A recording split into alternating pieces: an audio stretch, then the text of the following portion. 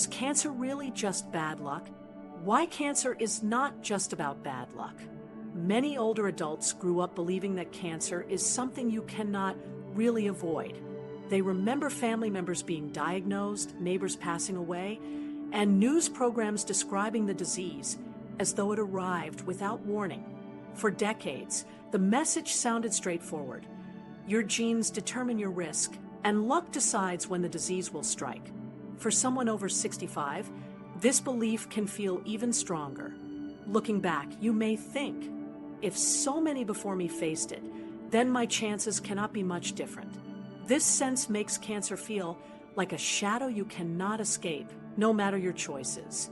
It often creates resignation, the idea that making any change in diet or activity now would be meaningless. But this belief does not reflect the full picture revealed by decades of careful research. Scientists such as Dr. Thomas Seyfried argue that there is more to cancer than damaged genes alone. The standard view holds that mutations in our DNA trigger uncontrolled cell growth. That explanation forms the basis of most therapies, from radiation to targeted drugs, methods aimed at locating and destroying those mutated cells. This genetic contribution is real, but emerging evidence points to an additional and very important layer: how cells make and use energy. Back in the 1920s, biochemist Otto Warburg observed something striking. Tumor cells prefer to ferment glucose for energy even when oxygen is available, a pathway that normal cells generally avoid. Seyfried and other researchers believe this defect in energy production, the mitochondria no longer functioning as they should, is not just a byproduct, but a central factor in cancer's behavior. In this view, genetic mutations may be better understood as downstream effects of deeper metabolic stress in the cell rather than the sole trigger of disease. This does not mean genes do not matter. Instead, it emphasizes that both genetic changes and metabolic dysfunction play significant roles and may interact in complex ways. What is compelling for seniors to understand is that metabolism is highly influenced by lifestyle, diet, physical activity, and even patterns of eating. Unlike inherited DNA, which cannot be changed, metabolism responds dynamically to current choices. Of course, it is important to be clear about the strength of the evidence. The metabolic view is supported by decades of laboratory research, animal studies, and some early human reports and small clinical efforts. However, large-scale clinical trials are still in progress. For now, the safest way to frame this science is not as a final replacement of the genetic theory, but as a complementary model that broadens how we think about both risk and treatment. For many seniors, this shift in perspective can reduce the feeling of helplessness. If cancer were purely genetic, your future would already be set like a coin toss. By recognizing the metabolic side, you see how your choices, even today, can influence your body's inner environment. This does not mean prevention is guaranteed, but it shows that change is not futile. That realization itself can be empowering. Think of it this way. Cancer cells are less flexible than healthy ones. Normal cells can adapt to a variety of fuels, including fats and ketones, when sugar is limited. Cancer cells, on the other hand, depend heavily on glucose and related factors like insulin. When the bloodstream is consistently rich in sugars from bread, sweets, or sodas, those malignant cells find the conditions they need to grow. But when that internal fuel supply is reduced or altered, cancer cells struggle while healthy cells carry on. This is why daily habits that may seem small, snacking frequently, choosing refined carbohydrates, or relying on sugar for comfort, can have larger consequences over time. They keep delivering fuel to cells that thrive on it. Over the years, those choices create an internal soil where harmful growth has every advantage. Seeing the disease from this angle reframes those same habits. They are no longer harmless indulgences, but part of the environment that cancer requires to expand. The hopeful part is that metabolic processes can shift quickly when you adjust your behavior. Reducing sugar intake, Changing meal timing or introducing more nutrient-dense natural foods can show measurable effects within weeks. Blood glucose levels improve, insulin sensitivity increases, inflammation goes down. For someone over 65, this is an encouraging fact. You do not have to wait decades to benefit. The body can react almost immediately to supportive changes. It is worth noting that none of these lifestyle shifts replace professional medical advice. Cancer remains a serious, complex disease, and standard treatments are essential when it is diagnosed. But considering its metabolic dimension offers an added layer of influence, one that you can begin applying at home under your doctor's guidance. This way of thinking turns lifestyle into part of the defense system, not an afterthought. Understanding cancer as both genetic and metabolic also reshapes how we think about public health. If the disease were only a random strike, prevention would remain limited. But history shows otherwise. Populations that maintain traditional diets, high in natural foods and low in processed sugars, experience strikingly low cancer rates even into old age. Their DNA was not dramatically different from ours. What differed was the internal environment shaped by their lifestyle. For seniors today, the lesson is clear. The body's energy systems are not beyond repair. There is still time to adjust the environment that either nourishes harmful growth or starves it of what it needs. This realization can replace fear with a measure of agency. The influence of luck will never disappear completely, but neither does it hold all the power. And that brings us to the current moment. While these scientific perspectives highlight new possibilities, the reality is that the burden of cancer today is not decreasing. In fact, the latest national reports paint a sobering picture of where seniors stand right now. The shocking 2025 cancer stats everyone should know. If you look closely at the newest reports from 2025, one fact stands out right away. Cancer is still most common in older adults, and the numbers leave little room for doubt. Researchers confirm that the median age at diagnosis in the United States is about 66. That means most new cases cluster around the retirement years, and the majority of cancer deaths also occur in this same age group. Far from being evenly spread across the population, cancer continues to weigh most heavily on seniors. This reality often surprises people who assume that decades of medical progress would have lowered cancer rates in those later years. Advances in detection and treatment have helped people live longer with a diagnosis than ever before, but the sharp concentration among older adults remains. Aging itself increases vulnerability, yet that does not remove the influence of lifestyle choices.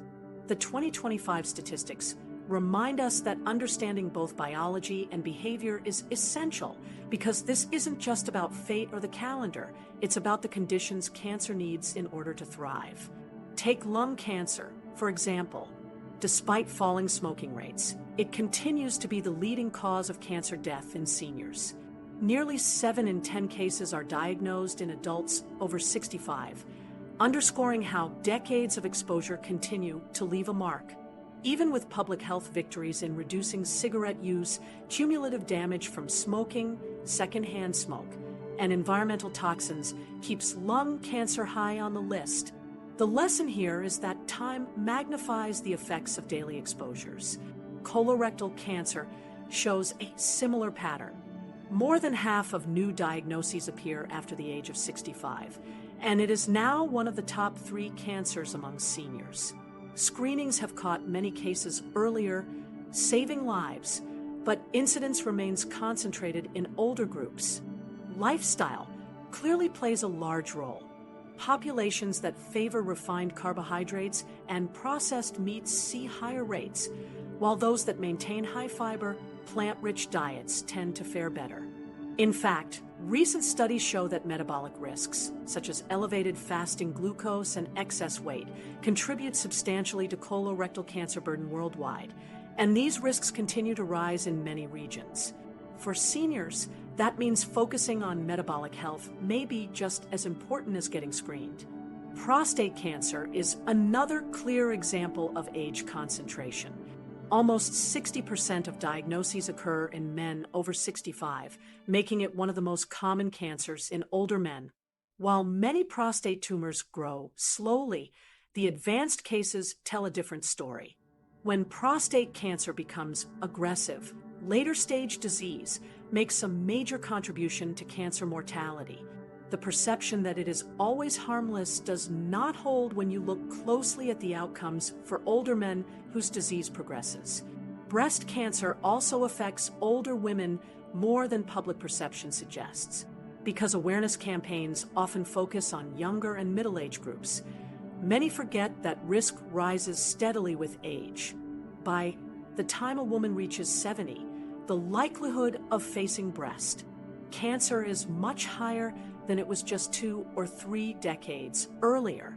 Detection and treatment now save countless lives compared to the past, but incidence among seniors remains substantial.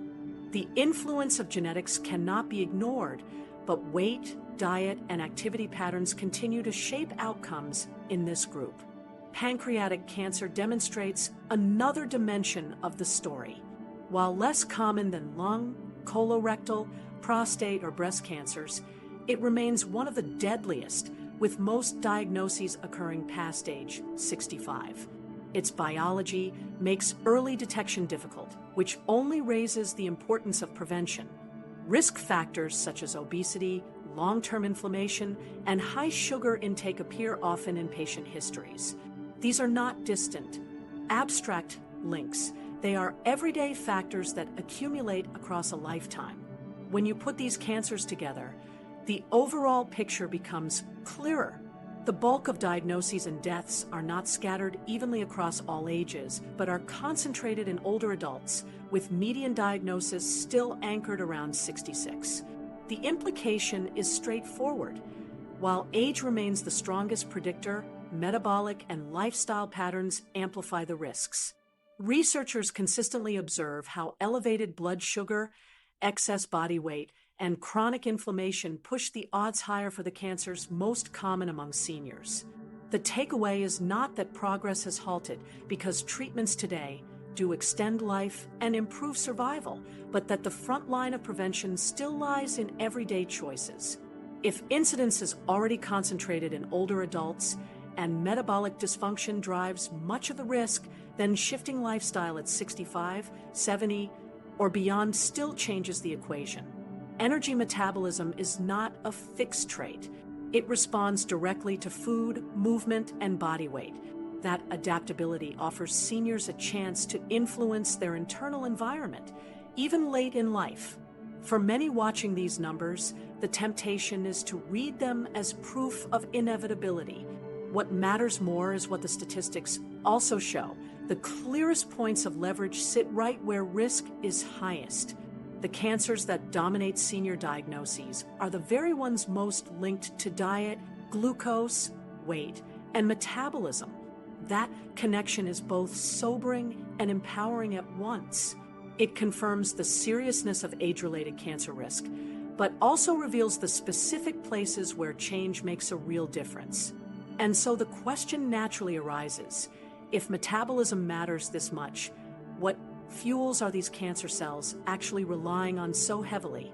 There is one common nutrient that stands out, and it is something most of us consume daily without thinking twice. The fuel cancer cells can't resist.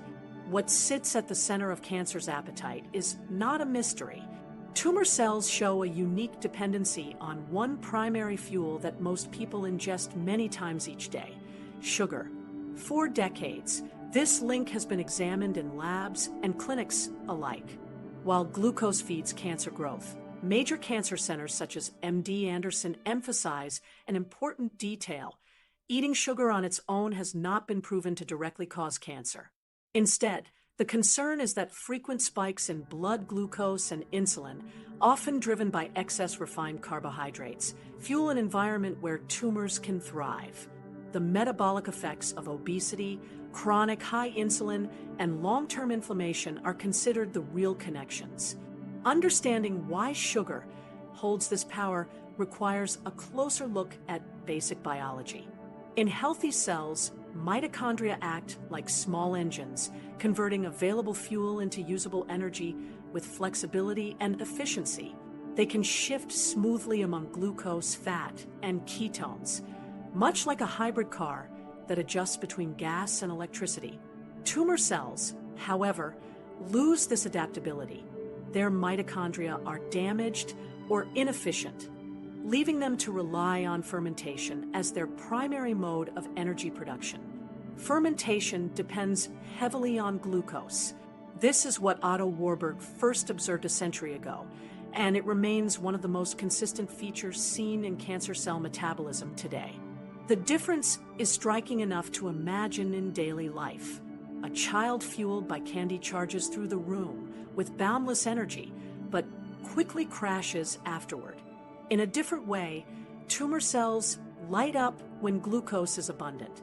They accelerate growth, divide faster, and invade surrounding tissue.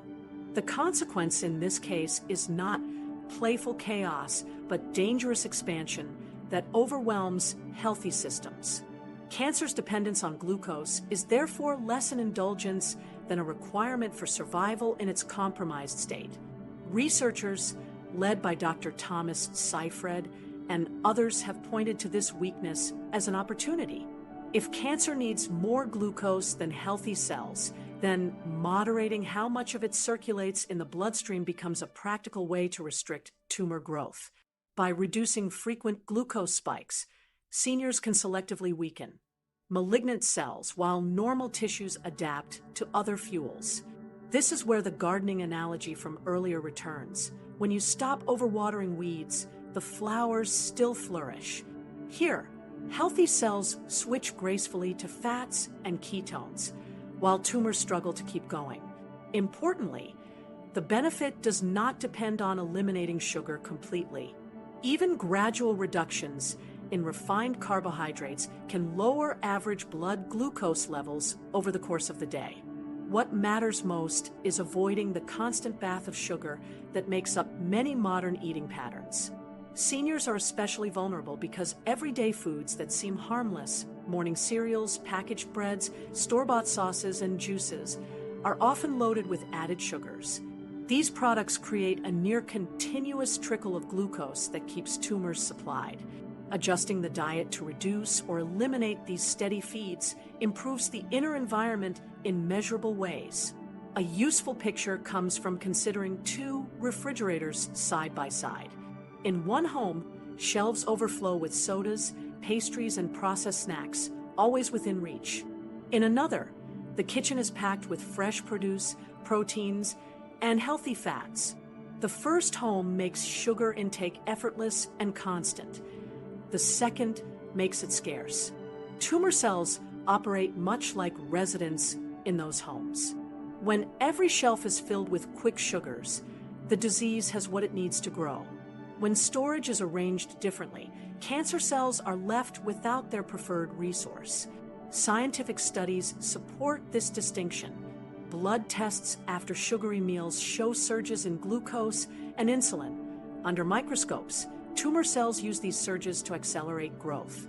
When glucose is restricted, their growth rate slows, and in some settings, tumors shrink. At the same time, healthy cells prove resilient. During lower glucose availability, the liver produces ketones, which supply the brain and muscles with stable energy. Seniors can take comfort in knowing their normal tissues adapt easily to these fuels, while malignant cells face a challenge they cannot fully overcome. This is not speculation alone. Even recent research into other forms of sugar highlights the pattern.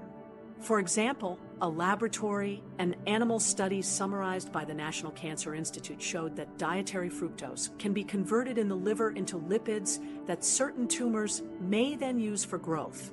While this observation remains preliminary, and its impact in humans is still under study, it reinforces the broader point. Frequent intake of added sugars creates conditions tumors can exploit in more ways than one. Looking backwards, through history demonstrates a similar story. Communities where access to refined sugars and processed carbohydrates was historically limited reported strikingly low cancer rates. their traditional diets, high in natural foods and stable in blood sugar effects, left little excess energy circulating for tumors. With modernization came refined flours, soft drinks, and packaged snacks, and along with them, a surge in cancer diagnoses.